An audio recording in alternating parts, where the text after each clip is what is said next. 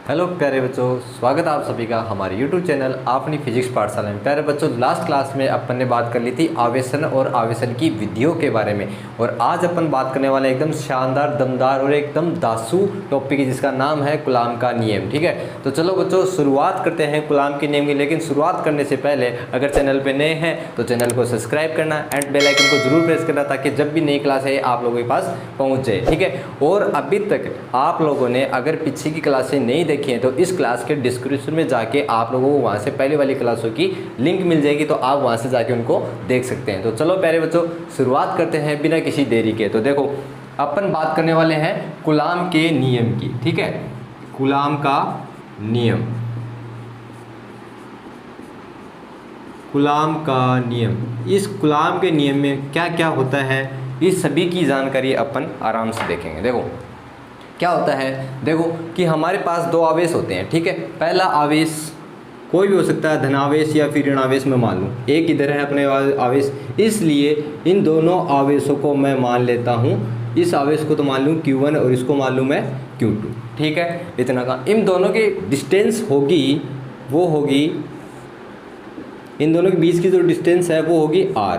ठीक है, इन दोनों के बीच की क्या होगी, डिस्टेंस R होगी। ठीक है, अब क्या करा कि इन लोगों ने क्या बोला कि अब जब दो आवेश है तो इन दोनों के बीच में जो लगने वाला बल है वो कितना होगा, इस चीज़ का अपन को पता नहीं होता है। इसलिए पता लगाने के लिए कूलॉम भैया बीच में बोला इस चीज़ का फॉर्मूला आप लोगों को मैं निकाल के दूंगा। ठीक है, तो ये अगर ये प्लस का ये माइनस का, तो हमें साफ साफ पता है कि आकर्षण बल होगा। अगर ये दोनों प्लस प्लस के हैं तो प्रतिकर्षण होगा, दोनों माइनस माइनस के हैं तब भी प्रतिकर्षण बल होगा। इसलिए इस चीज़ का अपन को पता नहीं है, इसलिए दोनों की बात करेंगे, माइनस माइनस वाले की भी बात करेंगे और प्लस प्लस वाले की बात करेंगे और प्लस माइनस की भी बात करेंगे। ठीक है, तो देखो थोड़ा बहुत लिखते हैं इनके बारे में।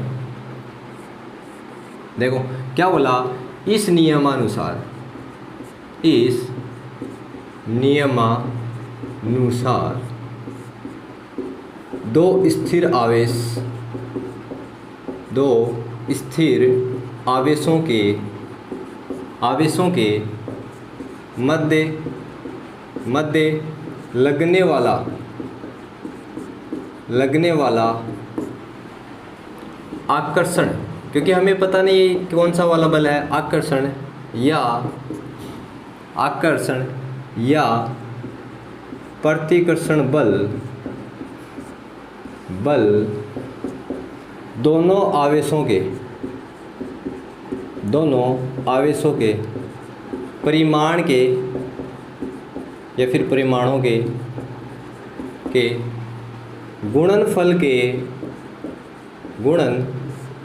के समानुपाती, डायरेक्ट समानुपाती तथा बहुत ईजी है, अपनी तरफ से स्टेटमेंट अपन बनाएंगे। देखो तथा दोनों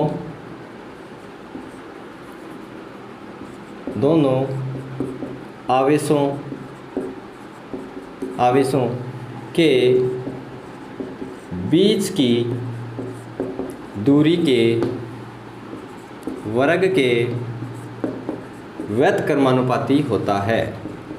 व्युत्क्रमानुपाती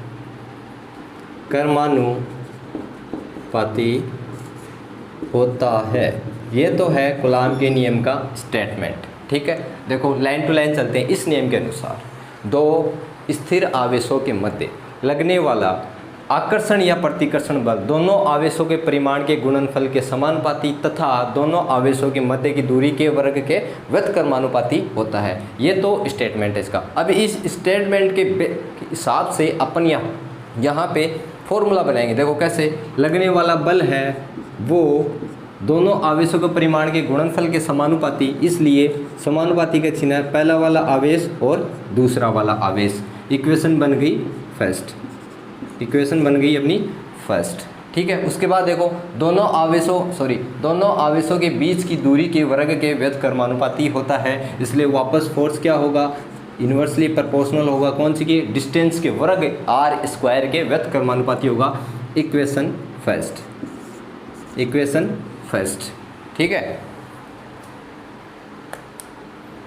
इक्वेशन फर्स्ट। देखो आगे क्या करेंगे, समीकरण 1 व 2 से समीकरण 1 व 2 से, इसलिए इनको साथ लिखेंगे F समानुपाती Q1 Q2 upon r square. समानुपाती चिन्ह हटाएंगे तो अपने पास बन जाएगा F इक्वल्स टू समानुपाती चिन्ह K हटाने के बाद क्या आएगा K Q1 Q2 upon r square. ठीक है, उसके बाद K यहाँ पे नीचे लिख लेते हैं, यहाँ K समानुपाती नियतांक है प्यारे बच्चों, समानुपाती कांस्टेंट है। ठीक है, जिसका मान K equals to 1/4 epsilon nought, या और मान होता है इसका 9 × 10⁹। ठीक है, 9 Newton metre square upon coulomb square. क्योंकि ये सारा का सारा इस साइड जाएगा तो K तो इधर आ जाएगा, बाकी चीज़ें ये R ऊपर चला जाएगा और ये नीचे आ जाएगा। तो देखो F का न्यूटन, Q1 Q2 का सॉरी R स्क्वायर का मीटर स्क्वायर और Q1 Q2 का कूलाम स्क्वायर हो जाएगा। ठीक है, ये तो है इसका मान। देखो वापस रखेंगे K का मान, तो F equals to 1/4 epsilon nought Q1 Q2 upon r square. ये तो है अपना कूलाम बल निर्वात में। किस में है? निर्वात में। थोड़ा और आगे बढ़ते हैं, ज़रा ध्यान दो। देखो इसमें क्या है, एप्सिलॉन नॉट है, यहाँ एप्सिलॉन नॉट, इसका भी नाम हिंदी में लिख दूँ क्या, एप्सिलॉन नॉट, जिसका मान होता है 8.85 गुणा 10⁻⁻12। अब देखो इसका मान निकालेंगे तो ये इधर चला जाएगा, F नीचे आ जाएगा, तो मात्रक लिखेंगे अपन कूलाम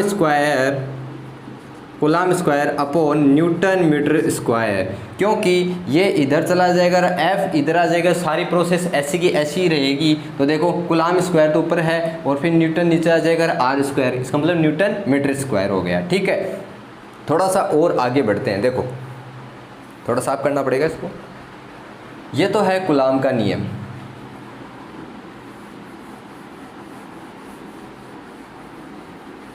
ये तो है अपना कूलाम का नियम, जो कि निर्वात में equals to 1/4 epsilon nought Q1 Q2 upon r square. ठीक है, देखो यह फॉर्मूला अपन को काम आएगा, इसलिए यहाँ लिख देते हैं equals to 1/4 epsilon nought Q1 Q2 upon r square. ठीक है, ये तो अपन को यूज करना है। अब देखो यहाँ पे एप्सिलॉन नॉट की विमा कैसे निकालेंगे। देखो मात्रक है हमारे पास, इसलिए मात्रक से निकाल लेते हैं, न कि फॉर्मूले की ज़रूरत है यहाँ पे। देखो कैसे निकालें, कूलाम स्क्वायर मतलब कूलाम की तो विमा होती है A1T1 और इसका स्क्वायर, न्यूटन की क्या होती है M1 L1T-2, ये तो इसकी विमा होती है, और मीटर स्क्वायर की क्या होगी L2 होगी भैया। तो क्या हो जाएगी A2T2 अपॉन नीचे क्या आ जाएगा M1 L1T-2 और L2। ठीक है, इन सबको ऊपर लेके जाएंगे तो क्या बन जाएगा M-1। ठीक है, एक ये बन जाएगा L-3T4 हो जाएगा और A2 हो जाएगा। ये हो जाएगी एप्सिलॉन नॉट की विमा। ये तो है एप्सिलॉन नॉट की विमा। अब बात करेंगे अपन, किसकी बात करेंगे, अगर इस बल को मैं किसी माध्यम में रख दूं तो कैसे रखेंगे, लिखेंगे अपन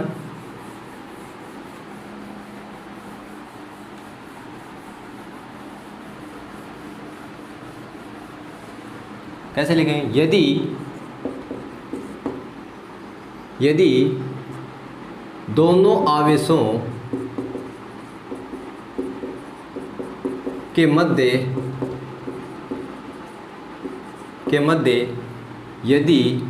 मध्य कोई माध्यम भर दिया जाए तो क्या हो जाएगा, F माध्यम की बात कर रहा हूँ, मीडियम इक्वल्स टू 1/4 एप्सिलॉन, क्योंकि ये जो एप्सिलॉन है ये यहाँ पे निर्वात में है प्यारे बच्चों, निर्वात में, और ये वाला यहाँ पे क्या है, माध्यम में है। किस में है, माध्यम में है। इसलिए F M equals to 1/4 pi epsilon nought Q1 Q2 upon r square. ये तो है दोनों आवेशों के मध्य कोई अगर माध्यम भर दिया जाए तो। अब बात करते हैं अपन एप्सिलॉन और एप्सिलॉन नॉट की कैसे होता है। ठीक है, तो इसको बोलते हैं अपन आपेक्षिक विद्युतशीलता, या फिर इसको तो बोलते हैं निर्वात की विद्युतशीलता। ठीक है, लिखने की ज़रूरत नहीं है वैसे, क्योंकि अभी अपन परावैद्युतांक और आपेक्षिक विद्युतशीलता पढ़ेंगे, उसके अंदर लिख लेंगे। ठीक है, तो देखो शुरुआत करते हैं नेक्स्ट टॉपिक की।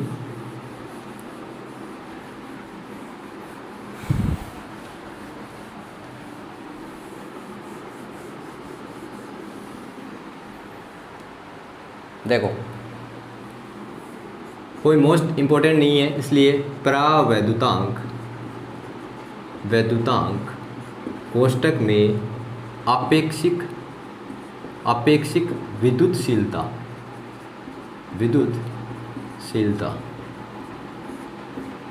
जिसे बोला जाता है एप्सिलॉन आर। ठीक है, जिसे बोला जाता है एप्सिलॉन आर। देखो कैसे बोलते हैं, देखो परावैद्युतांक आपेक्षिक विद्युतशीलता एप्सिलॉन आर निर्वात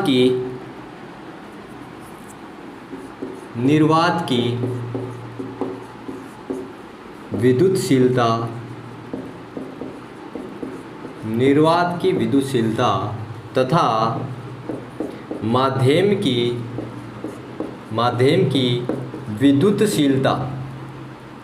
विद्युतशीलता के अनुपात को परावैद्युतांक या आपेक्षिक विद्युतशीलता कहा जाता है। सॉरी अनुपात को कहा जाता है।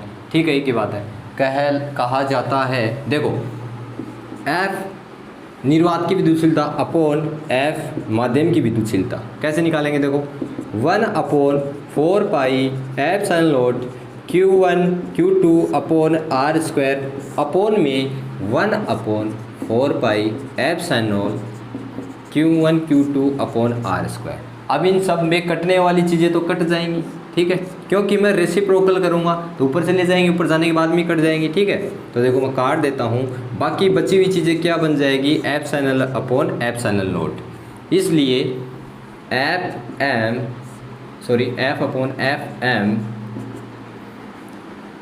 Epsilon upon epsilon nought. लेकिन यहाँ पे अपन किसकी बात कर रहे थे, एप्सिलॉन आर की, तो अलग फॉर्मूला लिखेंगे epsilon r upon epsilon nought epsilon r. ठीक है, अपन इसकी बात कर रहे थे। अब देखो इसको मैं कैसे लिख सकता हूँ, इसको मैं ऐसे भी लिख सकता हूँ कि नहीं लिख सकता। इसलिए जो माध्यम की विद्युतशीलता है उसके इक्वल में आपेक्षिक विद्युतशीलता और निर्वात की विद्युतशीलता का गुणनफल भी क्या कहलाता है, माध्यम की विद्युतशीलता कहलाता है। ठीक है, तो प्यारे बच्चों, अगर कूलाम का नियम अच्छी तरह समझ में आया और परावैद्युतांक आपेक्षिक विद्युतता भी अगर अच्छी तरह समझ में आया तो वीडियो को लाइक करना, शेयर करना, और इसके बाद वाले जो टॉपिक है उसकी अपन बात करेंगे नेक्स्ट क्लास में। तब तक के लिए प्यारे बच्चों, जय हिंद, जय भारत।